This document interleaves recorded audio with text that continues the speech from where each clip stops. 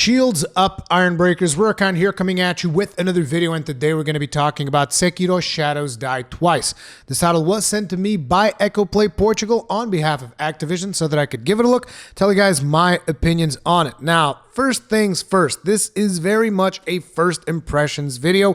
This is not a review because I'm not even close to being done with the game. Let me tell you right now, it's going to take me a long time before I can do a review on it because I'm not in any rush to end the game, to beat the game. I'm just taking my sweet time and absorbing everything that I can from the latest creation out of Miyazaki's mind. So, anyways, having said that, I also feel that it is important to mention I am particularly biased towards From Software titles, you know, Dark Souls, Bloodborne, all of that stuff. I say that in the trailer for my channel, so just throwing that out there. If these titles are not your cup of tea, then this one might also not be your cup of tea. Having said that, I'm enjoying it immensely. I'm loving my experience with this game. One of the things that I would like to address from the get-go is that I've seen a lot of people say, oh, this game's so hard, it's harder than Dark Souls, it's like the hardest thing out there. You guys should be careful about buying this game, you should not get into it and all that stuff. And it's like, look, you have to understand something. A couple of years ago, I've heard the same spiel being said about Dark Souls, how people would pick up Dark Souls and die a bunch of times and they would be like, oh my god, this game is so hard. I mean, even the friggin' marketing material for Dark Souls was prepare to die. And in this one, you got Shadows Die Twice. So you don't die just once, you die multiple times. Oh my god, it's so bad, it's super hard. And it's like, here's what I gotta tell you. Right now, if you guys ask pretty much anyone, is Dark Souls that hard? Most people will tell you no. You want to know why most people will tell you that Dark Souls is not that hard at this point? Because everybody knows the game. Everybody knows where the weapons are. Everybody knows how the mechanics work. Everybody knows how to parry. Everybody knows when to block, when not to block. Everybody knows how to backstab. You know all of the mechanics of Dark Souls. That's why nowadays most people will look at it and be like, yeah, Dark Souls, pff, easy, no problem. There's people finishing the game with bananas for crying out loud, It's not a problem at all. And Sekiro, in my opinion, is in that sweet spot right now, which is a lot of people still haven't really gotten their minds around the game. A lot of people are still learning the combat mechanics. I myself feel like I'm still learning the combat mechanics. Like, enemies with a spear will kick my ass. Like, regular enemies, despite the fact that I'm currently, I think, 17 hours in. Like, still, a regular enemy with a spear will just completely obliterate me because I suck at dealing with the spear moveset. But again, the game is currently in that spot where a lot of people haven't figured it out yet. And that's a great spot to be in my opinion. And it is going to feel much harder than anything you've done before because you're still learning. And that is one of the things that I really, truly appreciate about these games is that you don't really get to a point within the first couple of weeks where it's just like, oh, dude, I figured out what is the most overpowered thing. I'm dominating. Look at this, just like destroying everything. I mean, unless you're a really good gamer, which I'm not trying to take away from that. I'm saying I'm not there yet, not even close to being there yet. So it feels very hard, but I don't think that is because the game itself is hard. It's because I haven't wrapped my mind around all of the mechanics yet. And to me, personally, that feels great. I feel like that is a lot of fun, learning the new stuff. Like, I just came from a live stream where I think I wiped on the same boss for about, I don't know, an hour, 90 minutes, something like that. But that's because I was being stubborn. Like, I could clearly see this boss, it's hitting me like a truck. I'm barely chipping away at its health. It's clearly meant to be one of those situations where you're supposed to take another path at this point. But I stuck in there and I died a bunch of times until I eventually got him down. And I think I would consider what I did to be real cheesy, but I'm not going to get into details about that. But ultimately, it's like, I'm really enjoying it is, I guess, what I'm getting at. I just came off of a live stream, so I'm sorry if I'm rambling a little bit, but I wanted to get something out there for you guys that don't want to deal with spoilers. So let's try to get a little bit back on topic as to how I tend to do with these videos. Let's talk about visuals. Visually, I think that the game looks good. I don't think that it's like going to blow your mind or anything. I think that if you've seen the visuals of Bloodborne, if you enjoy those, this one feels kind of like that. It's a bit of a visual upgrade in terms of that. but ultimately the art style is where you will find the most difference. Having said that, however, I do feel like the animations are a big step up. I love every single animation that I've seen so far. It is friggin' fantastic. The visceral attacks that you do on your enemies, the way the camera pans when you get a good parry going in order to get your Shinobi death blow. Just about everything about the animations to me is what really is drawing my attention, more so than the fidelity of the visuals themselves. I think the game looks great, don't get me wrong, and I think that the art style looks really appealing. I like seeing like a Souls game actually set in feudal Japan. I mean, I say Souls game, I really don't want to see people like misinterpret me. I mean, something from the Souls team, because it doesn't feel as much as a Souls game as you might imagine. Because as we've discussed in the past in previous videos, there is no stat screen. There's nothing of that nature. There are, however, skills that you will invest points into. As well as there's naturally the prosthetic that we talked about, and you can upgrade the different prosthetics on its own like special skill tree that will give you improved versions of the different prosthetics in the game, and that has actually been something very satisfying to me, experimenting with all of that stuff. Either way, I was talking about visuals, but I got a little bit sidetracked there. But yeah, the visuals look good, animations particularly look good. One of the things that I think is very important is the sound. I feel like it's really well done. I like the music. You got dynamic music whenever you're in combat, so that you know, oh, I'm in combat right now. I'm not in stealth, because this game does have stealth, and paying close attention to sound is very important because you will detect enemies ahead of time if you are paying attention. Like a lot of times, I'll be going through the game and I'm like, aha, I hear this thing. I know what this is. I know that there's an enemy close by, and you start paying attention to what is going on. Or you'll be going through the game until you hear the music start blasting, and you're like, oh crap, something's happening. I better start paying attention. Even if you think that you are in stealth, if you hear the sounds kick in, like, you will know that shit's about to go down. So from that standpoint, I think that the sounds are all on point. I really like the clanging of the katanas as well. It's really well done when you get a parry, when you're just like fighting with your enemies, they're blocking, and you know, all of that stuff. Really, really well done. So now let's talk about gameplay, because I know that a lot of you guys are going to be like, oh, Rurikhan, what's the gameplay like? Does it feel like Souls? Does it feel solid? Does the combat feel good? And I think that the combat feels amazing. I don't think it feels like Souls at all. And I know that some people will disagree with that, just like some people said, oh, Bloodborne is Dark Souls with a gun instead of a shield, which I've always disagreed with, because Bloodborne has its own distinct feel to the combat, just like Sekiro has its own distinct feel from anything that came before it, in my personal opinion. Because like, you don't have the stamina gauge like you have in the previous games at all. You can basically slash as much as you want. You can run as much as you want. Like, you can literally start running and just not stop, because there is no stamina gauge. There's no limit to how much you can run. However, running does delay how fast your posture recovers. And posture is the important thing. This game is all about busting up enemies' posture.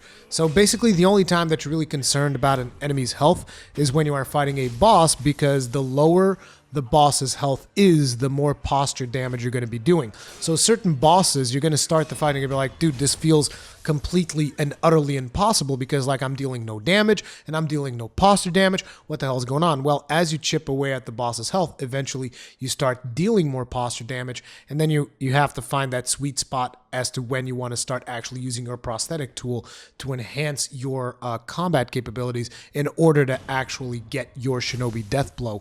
And I personally really, really like the way that the combat works together with your Shinobi tools and all that stuff. Like, you guys might have seen some of my live streams where sometimes it'll seem like I'm a little bit frustrated or something like that. That's because I'm still wrapping my head around the combat. And, you know, sometimes it can get frustrating.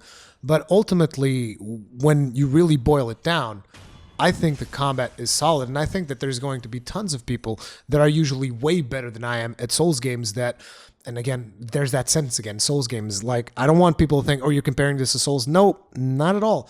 This is its own thing, at least in my opinion. But anyway, like I said, there are people that are used to that, the parry systems and all that are much better than I am. And you will see when these people wrap their heads around this system, you will see them do the craziest shit in this game because of the ridiculous toolkit that you have at your disposal. Like, I myself have done some stuff that I'm like, holy crap, how the hell did I pull that off? And I can only imagine what some of these people, like, you know, you got the people that do the hitless runs of the Souls franchise. I can't wait to see them wrap their heads around this particular fighting system because it really does enable you to do some really crazy shit so long as you have the timing on the parries. Like, you can stop some seriously massive blows. Whereas previously in the Souls franchise, you would have certain hits that, like, sure, you can block them, but they will just straight up bust your guard wide open. In here, I feel that a lot of those hits, you can really parry them. And not only you do not take damage, you do not take posture damage, your enemy actually takes the posture damage. And that just feels so incredibly rewarding that I cannot appropriately put it into words. Not to mention that there isn't just like a parry system. There are different moves that the enemies will do, which will require different actions from you in order to counter them. And so it's not just about, oh, I got the timing of the parries right. No, because you also need to do, for instance, one thing which is called the Nigiri counter, which basically it's when someone does a thrusting attack on you, because a lot of the thrusting attacks, you can only deflect them if you get the parry timing 100% right. Some of them you can't deflect at all. And you can use something different, which is the Nigiri counter, where your character basically lifts up his foot and presses down on the spear as it's coming towards you, essentially foiling the attack and making the enemy take a lot of posture damage. And sometimes that will even open certain enemies for a death blow straight up. And it feels so good. Then there are other times where the enemy will do like a low sweep on you, which again, you can't really parry that because it's below the place where you can put your katana, right? Because your katana is above your waist. And so at that point, you can do like a jumping attack, and then you can leapfrog off of the enemy, forcing him to take posture damage and countering with your own special attack. And it's just, again, it feels very satisfying to engage in that combat system. And I'm saying this, and at this point, I've seen a lot of people complain that, oh, there isn't really that much variety to the combat because you got your katana, you got your prosthetic tool. And it's like, well, I feel there is a ton of variety because, like, for instance, someone like me, I've been using mostly the loaded axe as my prosthetic tool, but I think that different play styles, you can get those from the other prosthetic tools. Like with the Shuriken, you can get a lot more mobility that way. I just happen to like the more, you could almost call it barbarian play style of using the axe to break guard and stuff like that. But again, I feel like there is variety in play styles. The thing is, ultimately you are wielding a katana. Ultimately, you know, that is your weapon. Sure, you can change stuff around with the different skills that you can do, with the special attacks that you can do, because this game even has special attacks. Like, you will, as you put your skill points into a skill tree, you will get special attacks that you can equip, which you can do by pressing L1 and R1. And they're a ton of fun because they give you more variety in the stuff that you can do, especially when coupled together with the different prosthetic tools that you're going to have. And there are a ton of options, but ultimately I can understand when people say, oh, but it's just katana. I don't have any other weapon. You're right. It is just the katana, but that katana has a bunch of different moves that you can get on it and a bunch of different counters that you can get with it. And there is where the diversity comes from. Now, you're not going to get as much diversity in terms of builds like, you know, in a Souls game, you're like, oh, I'm going to do a strength build, and I'm going to use axes or something like that. In this game, it feels more like builds are going to be as you are progressing, because from what I can tell in my 17 hours, I'm pretty sure that if I play long enough, I'll be able to get every single skill in the game. I'll be able to upgrade every single prosthetic tool in the game. However, throughout the 17 hours that I've done, again, I'm probably going way too slow. I haven't really significantly advanced in the prosthetic skill tree, which feels kind of, not prosthetic skill tree, the prosthetic upgrade tree, which feels kind of weird. I'm wondering if I'm going through the game slow, or if maybe there are choices that you have to do in your build the first time around because you're not going to get enough materials to upgrade everything. So, you know, but either way, I do feel like your choices in the skill tree and your choices in the prosthetic upgrade tree are going to matter enough that you will develop your own playstyle. And that playstyle is going to be strong against certain enemies and probably weaker against other enemies. And that's just kind of like the nature of how that is going to work. But overall, I think it is super tight. And personally, this is something that I really want. Like I've said in the past, I was not looking for Miyazaki to just consistently iterate on Dark Souls and Bloodborne until the end of times. I want to see the next thing. Like, you know, and after Sekiro, I want to see something new from him, you know? Because that's just personally the way that I feel. I know that other people will be like, oh no, Sekiro 2, because it's going to be awesome, or Bloodborne 2, or Dark Souls 4. But I think they're at their best when they're doing something new, and Sekiro personally just feels really awesome. Now, I want to talk about a different mechanic, which is the death penalty. Now, I'm not going to go too in-depth into the death penalty mechanic because I feel that there are some lore aspects to it, and I know that some people want to figure that stuff out for themselves as they play through the game. But ultimately, you all know that when you die in this game, you get to resurrect on spot. Now, naturally, there are consequences for doing that stuff, but ultimately, from my interpretation and the stuff that has happened to me, you always want to resurrect. They give you the choice if you want to resurrect or you want to die when you die, and you have a limited time window there that you can revive. And again, I don't know enough about the mechanic, which is weird, right? Because you guys are like, well, what are you talking about? You've been playing for 17 hours. How do you not know enough about the mechanic? Well, let's just say that when you die for real, right? Because you die, you can revive, and then you can die again. When you die for real, there's a chance that something bad can happen. Let's just put it like that, right? And that something bad appears to have some serious repercussions in the story. And the problem is you guys are like, well, I mean, this is a game where you're supposed to die a bunch of times. Isn't that bad that they're like punishing you for dying? And in a way, yes. And I've seen a lot of people say, oh, I hate that mechanic. I freaking hate it. I hate the fact that that mechanic can cause all of these bad things to happen when I'm just trying to learn a boss fight or something like that. But ultimately, I would say that I personally, 17 hours in, still don't know enough about that particular mechanic. I don't know what can actually happen from all of these bad things, which is it's a weird thing to say. But like, for instance, today I died for like, I don't know, 90 minutes probably in the live stream, as I was telling you guys earlier. And I have seen the bad mechanic be applied, right?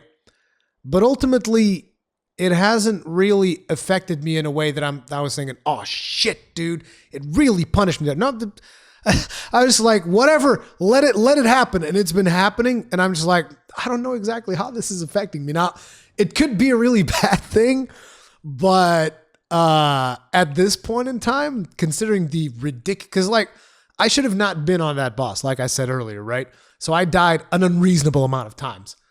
And it still doesn't seem like there's been actual permanent damage done to my playthrough.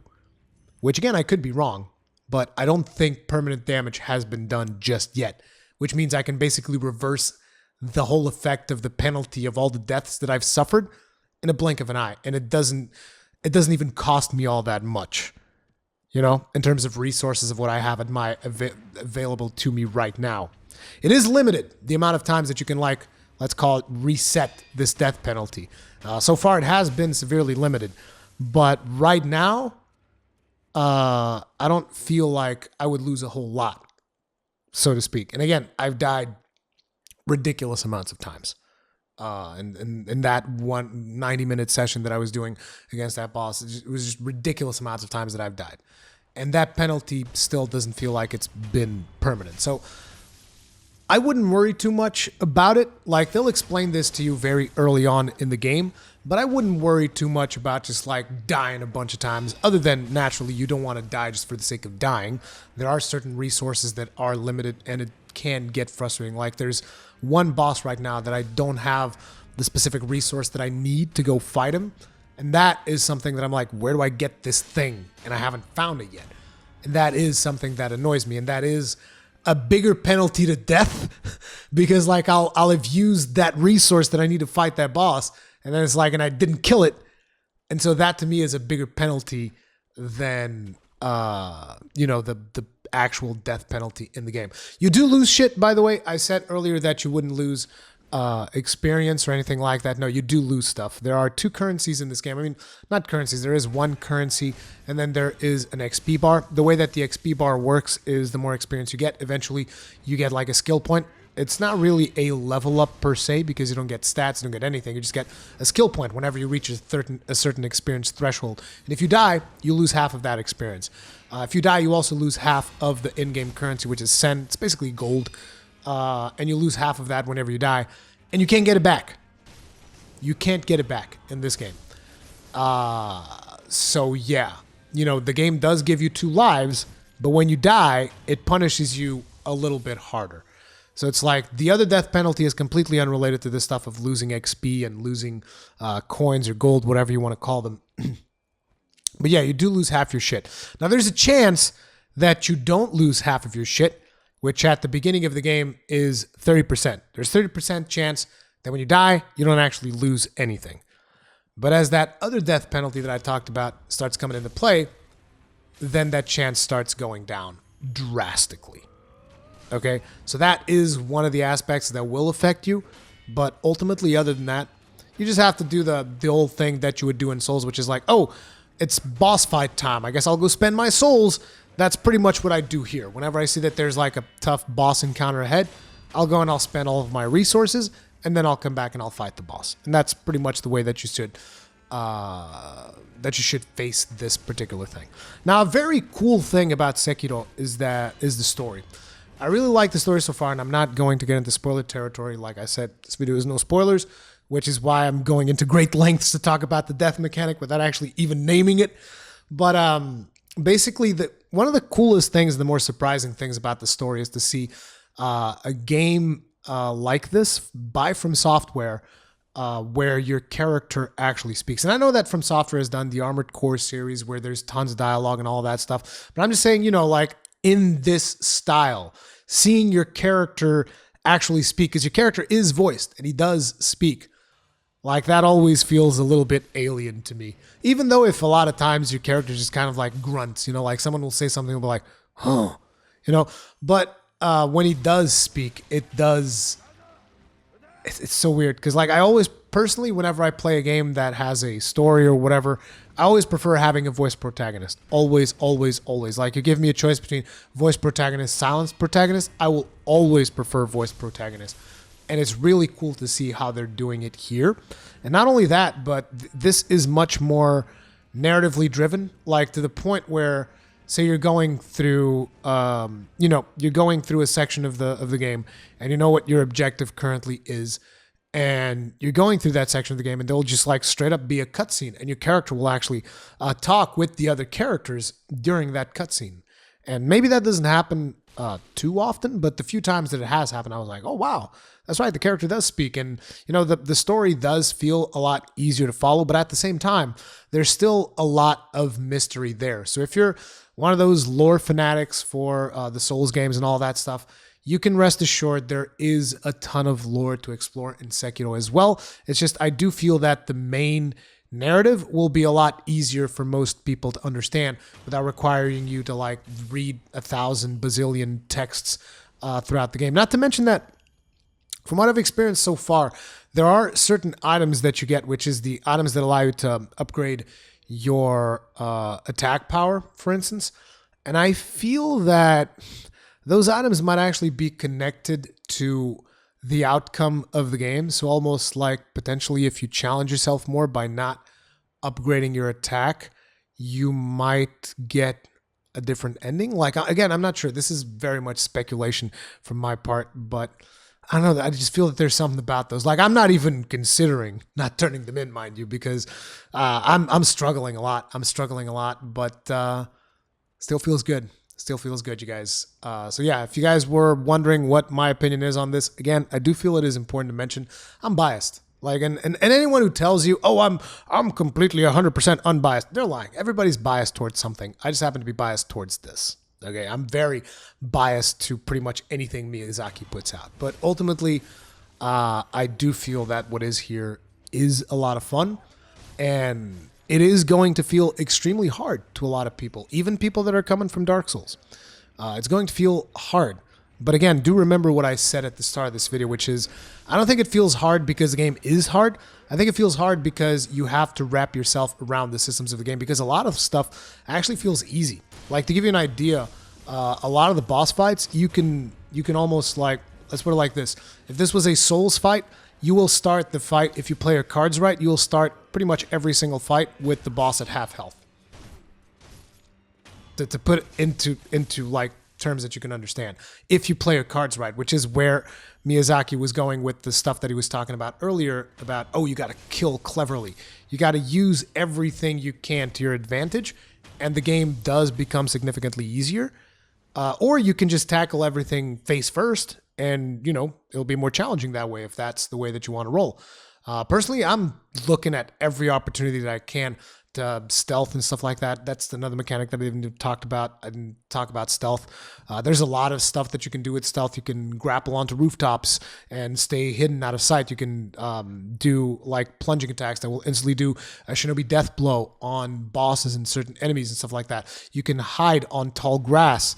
Like, stealth is like its own mechanic, so to speak, and it feels great. I didn't even talk about the grappling hook. Oh my god, the grappling hook is like the most freedom you've ever had in a game like this, and it feels fucking fantastic. Like, you're gonna feel overwhelmed every step of the way, but overwhelmed in a good way. You're gonna be like, oh my god, I don't know if I should go left, right, up, down. I don't know which direction I need to be going into. You're going to be lost every single time. And it's going to feel great, because it's just like, even just now, I went into an area and I was like, okay, this is probably going to be a small area. No, screw that. It's a major area.